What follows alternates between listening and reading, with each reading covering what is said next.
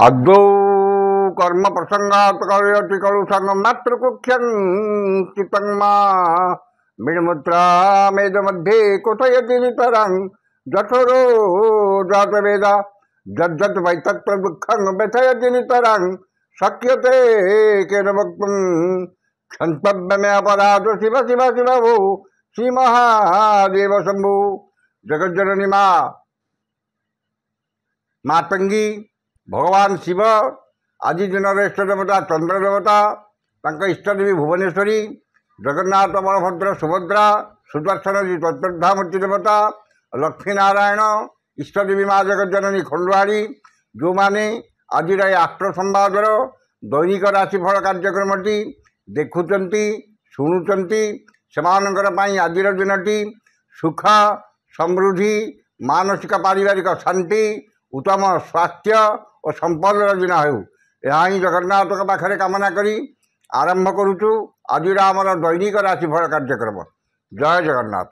आज अप्रैल मास 21 तारिख 2025 मसीहा मेष 8 दिन बैशाख मास कृष्ण पक्ष अष्टमी सोमवार अष्टमी तिथि संध्या 6:58 पर्यंत रहा नवमी तिथि भोग हो। आज राशि नक्षत्र उत्तराषाढ़ मकर उत्तराषाढ़ नक्षत्र अपराह्न 12:27-37 पर्यंत रहा श्रवणा नक्षत्र भोग हो एवं चंद्र मकर राशि अहोरात्र 60 दंड अवस्थान करेंगे। अष्टमी तिथि जो नड़िया खाइबा मना खाइले मूर्ख हेबे ये रही आज पंजिका वर्तमान जाणीनवा केमिति कटिब 12टी राशि व्यक्ति मानकर आज दिन।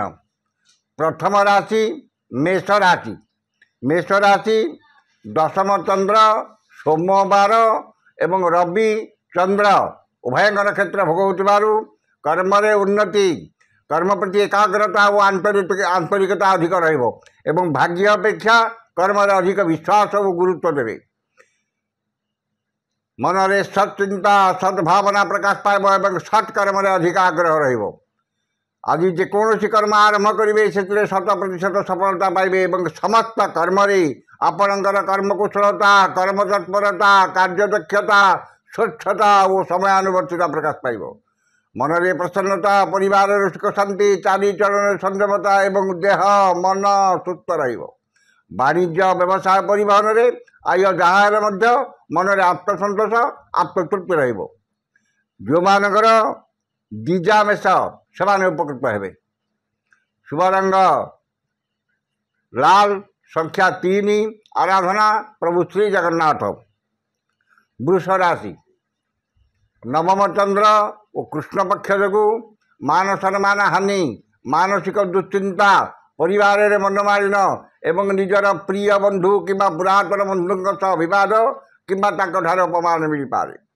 मन अस्थिर विषादग्रस्त चापग्रस्त रहिब अपमान अपजस अपनिंदा मिल। गुरुजन सह विवाद क्षमताशाली व्यक्ति शत्रुता एवं राजनैतिक व्यक्ति आक्रोश शिकार हे। वाणिज्य व्यवसाय परिवहन में मान्यावस्था लगी कर्म विफलता और सहकर्मी उपहासर पात्र हे। जो मानकर कृतिका और रोहिणी वृष से सतर्कता अवलंबन करेंगे। शुभ रंग नील संख्या 2 आराधना माँ गायत्री। मिथुन राशि अष्टम चंद्र अष्टमी तिथि एवं मेष मासर आज 8 दिन आज दिनटी विशेष गुरुत्व देवा आवश्यक एवं सतर्कता निहाती जरूरी न विपद में पड़ पारती। वाद विवाद स्वास्थ्य आर्थिक कारोबार उच्च स्थान आरोहण गैस इलेक्ट्रिक द्रव्य व्यवहार एवं जानवाहन आरोहण काल में सतर्कता अवलंबन करेंगे। धन क्षति मानसिक अस्थिरता परिवार मनमालिन जानवाहन कर्तांत स्वजन विवाद पड़ोशी सतिक्तता एवं चाली चलन व्यवहार कथबार्ता विवादीय हम। उचित कर्म विच्युत हो अनुचित कर्म आग्रह रखिए एवं बिना कारण बहुत व्यस्त रे। मन अस्थिर विषादग्रस्त चापग्रस्त एवं शारीरिक पीड़ा भोगे। वाणिज्य व्यवसाय परिवहन में आय ठारू व्यय 2 गुण अधिक एवं आर्थिक स्थिति बिगड़ी कर्म विफलता और बहुविध समस्यार सम्मुखीन हे। जो मानकर आद्रा और पुनर्वसु मिथुन से सतर्कता अवलम्बन करेंगे। शुभ रंग मेरून, संख्या 4, आराधना भगवान विष्णु। कर्कट राशि सप्तम चंद्र सोमवार और रवि चंद्र उभय नक्षत्र भोग हो मूल्यवान धातु बसन भूषण शौखिन घर उपकरण क्रय कर विद्यारंभ कर्मारंभ नूतन गृहारंभ गृह प्रतिष्ठा गृहारंभ आदि शुभकर्म आयोजन करपारती किंबा पुत्र कन्या भातृ भगिनीकर वैवाहिक कर्म आयोजन करपारती। मानसिक पारिवारिक शांति एवं दाम्पत्य जीवन में मधुरता आसब। वाणिज्य व्यवसाय परिवहन राय अति उत्तम हम। कर्म आठाठू अधिक सफलता उच्च सम्मान उच्च पदवी प्राप्त हो।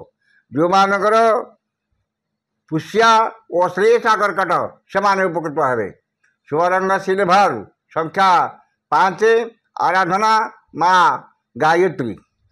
सिंह राशि घाट चंद्र जो मन में विरक्ति भाव एवं चिड़चिड़ापन प्रकाश पाइब एवं चाली चलन व्यवहार कथबार्ता विवादी हम। अଯଥା खर्च मद खर्च परिवार खर्च भार वृद्धि पाइब एवं खर्च भार अतिष्ठ ऋण ऋण करने को पड़े। मन में अस्थिरता परिवार मनमालिन्य अଯଥା खर्च शत्रु वृद्धि लगी वाणिज्य व्यवसाय परिवहन में क्षति पहुँचब। कर्म विफलता और सहकर्मी विरोधर शिकार हे।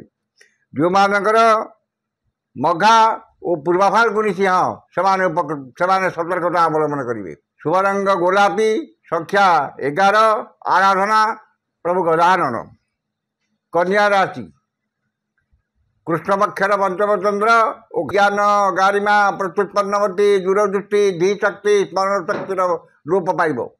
संतान मानकर चाली चलन व्यवहार कथबार्ता और कर्म को नहीं चिंतित हे। पितामाता स्वास्थ्यगत समस्या एवं पैतृक संपत्ति को नहीं विवाद देखादेव। वाणिज्य व्यवसाय मानदार चलो एवं कर्म विफलता और सम्मान हानि घटब। जो मानकर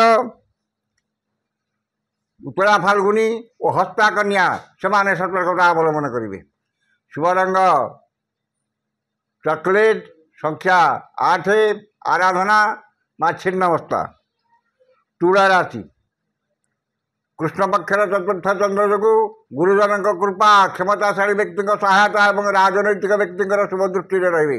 मन में उन्नत चिंताधारा उच्चाभिलाष प्रकाश पाइब और उन्नतिमूलक कर्म ध्यान अधिक रही। स्वजन परिजन बंधु बांधव सहकर्मी सहयोगी साहाय्य सहयोग मिल एवं पड़ोशी संपर्क सुदृढ़ हो। वाणिज्य व्यवसाय परिवहन राय अति उत्तम हो। कर्म आशा ठार अधिक सफलता उच्च सम्मान उच्च पदवी प्राप्त हो। जो मानकर चित्रातुरा से उपकृत हे। शुभ रंग सिल्भर, संख्या 2, आराधना माँ कमला। बिच्छा राशि तृतीय चंद्र सोमवार और रवि चंद्र भय नक्षत्र भोग हो मन में उत्साह उद्दीपना परिवार सुख शांति स्वजन सुसंपर्क एवं भाई भौन प्रति स्नेह श्रद्धा और आंतरिकता अधिक रहिब। मन में उन्नत चिंताधारा उच्चाभिलाष प्रकाश पाइब और मनोबल सुदृढ़ हो। नूतन कर्मारंभ विद्यारंभ गृहारंभ गृह प्रतिष्ठा आदि शुभकर्म आयोजन करपारती किंबा परिवार सह कौन शुभकर्म लोक दे पारती। वाणिज्य व्यवसाय परिवहन में आय अति उत्तम हम। कर्म आशा ठारू अधिक सफलता और समस्त कर्म आपणकर कर्मकुशलता कर्म तत्परता कार्यदक्षता और समय आनुवर्तिता प्रकाश पाइब। जो मानकर अनुराधा और ज्येष्ठा इच्छा से उपकृत हे। शुभ रंग गोलापी, संख्या 6, आराधना माँ चंडी। धनुराशि कृष्णपक्षर द्वितीय चंद्र जो धन को नहीं विवाद एवं मानिमकदमा पड़ पारती एवं मूल्यवान पदार्थ नष्ट कि हजि जापे। धन संपद क्षति घटव एवं आर्थिक स्थिति विपर्य घटव। मन अस्थिर विषादग्रस्त चापग्रस्त रहा मन में दुश्चिंता दुर्भावना एवं हतोत्साह भाव प्रकाश पाइब। वाणिज्य व्यवसाय परिवहन में क्षति पहुँचब एवं आर्थिक स्थिति बिगड़ी। कर्म विफलता और समस्त कर्म कंटक सदृश मन हो। मूल्यवान धातु बसन भूषण क्षति घटी पारे कि हजि जापे।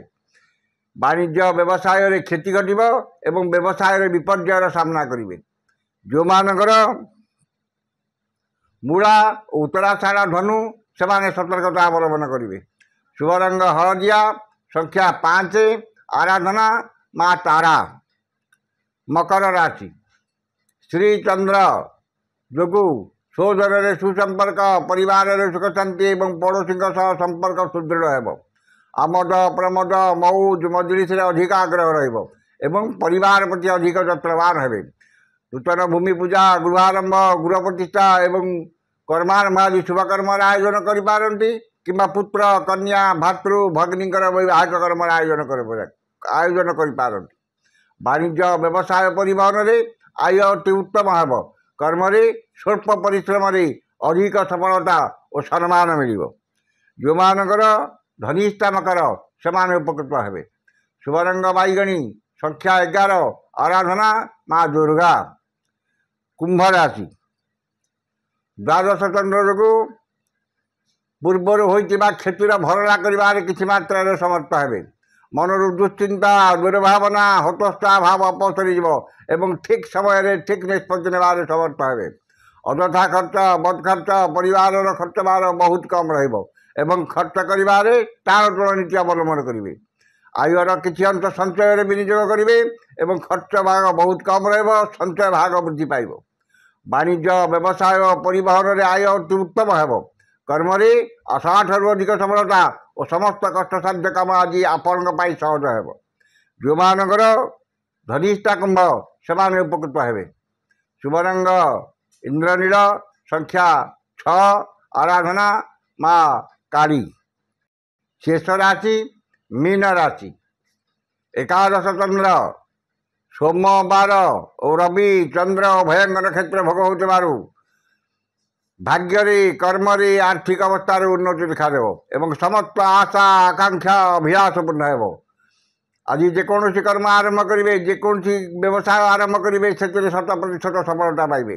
ମନରେ ଉନ୍ନତ ଚିନ୍ତାଧାରା, ଉଚ୍ଚାଭିଳାଷ ପ୍ରକାଶ ପାଇବ ଏବଂ ନୂତନ କର୍ମାରମ୍ଭ, ବିଦ୍ୟାରମ୍ଭ, ବ୍ୟବସାୟ ଆରମ୍ଭ, ବିଦେଶ ଯାତ୍ରାର ସୁଯୋଗ ଜୁଟିବ। ଆକସ୍ମିକ ଧନ ଲାଭ, କୌଣସି ବିଶେଷ ସୂତ୍ରରୁ ଧନ ପ୍ରାପ୍ତି ଏବଂ ଅନ୍ୟକୁ ଦେଇଥିବା ଧନ, ହୃତ ଧନ ଫେରି ପାଇବେ। ବାଣିଜ୍ୟ, ବ୍ୟବସାୟ, ପରିବହନରେ ଆୟ ଅତି ଉତ୍ତମ ହେବ। କର୍ମରେ ଆଶାଠାରୁ ଅଧିକ ସଫଳତା ଓ କର୍ମସ୍ଥାନର ସମସ୍ତ ସୁବିଧା ସୁଯୋଗ ହାସଲ କରିବେ। ଯେଉଁମାନଙ୍କର ଉତ୍ତରା ଭାଦ୍ର ଓ ରେବତୀ ମୀନ ସେମାନେ ଉପକୃତ ହେବେ। ଶୁଭ ରଙ୍ଗ ହଳଦିଆ, ସଂଖ୍ୟା 9, ଆରାଧନା ମା ତାରା। ଏ ଥିଲା ଆଜିର 12ଟି ରାଶିର ବ୍ୟକ୍ତିମାନଙ୍କର ଆଜିର ରାଶିଫଳ। ସମସ୍ତ ରାଶିର ବ୍ୟକ୍ତିମାନେ ଦିନଟି ଶୁଭ ହେବା ପାଇଁ ଉକ୍ତ ମନ୍ତ୍ରଟି ଋଷ୍ୟାଦି କରି ପାଠ କରନ୍ତୁ। ଋଷ୍ୟାଦିଟି ହେଲା ମତ୍ସ୍ୟଶ୍ରୀ ଚନ୍ଦ୍ର ମହାମନ୍ତ୍ରସ୍ୟ ଗୌତମ ଋଷି ଅନୁଷ୍ଠୁପ ଛନ୍ଦଃ ଅଦ୍ୟ ଦିବସ ଦିବସାଧିପତି ରବି ଚନ୍ଦ୍ର ମହାଗ୍ରହ ଦେବତା ସୁବୃତେ ଚନ୍ଦ୍ର ଦେବତା ମନ୍ତ୍ର 178 ସଂଖ୍ୟକ ମନ୍ତ୍ର ଜପେ ବିନିଯୋଗ। ଏ ଋଷ୍ୟାଦିଟିକି ଥରେ କରିବେ ଏବଂ ମନ୍ତ୍ରଟି ହେଲା ଓଂ ଐଂ ହିଂ ସୋମାୟ ନମଃ। ଏ ମନ୍ତ୍ରକୁ ସକାଳେ 108 ଏବଂ ସନ୍ଧ୍ୟାରେ 108 ପାଠ କରନ୍ତୁ। ନିଶ୍ଚିତ ଭାବରେ ଦିନଟି ଆପଣଙ୍କର ମଙ୍ଗଳମୟ ଏବଂ ଶୁଭମୟ ହେବ। ଆଜି ତ ସମୟ ସରିଯାଇଛି, ଆସନ୍ତାକାଲି ଦେଖା ହେବ ଠିକ୍ ଏହି ସମୟରେ। ବିଦାୟ ଦିଅନ୍ତୁ। ଜୟ ଜଗନ୍ନାଥ।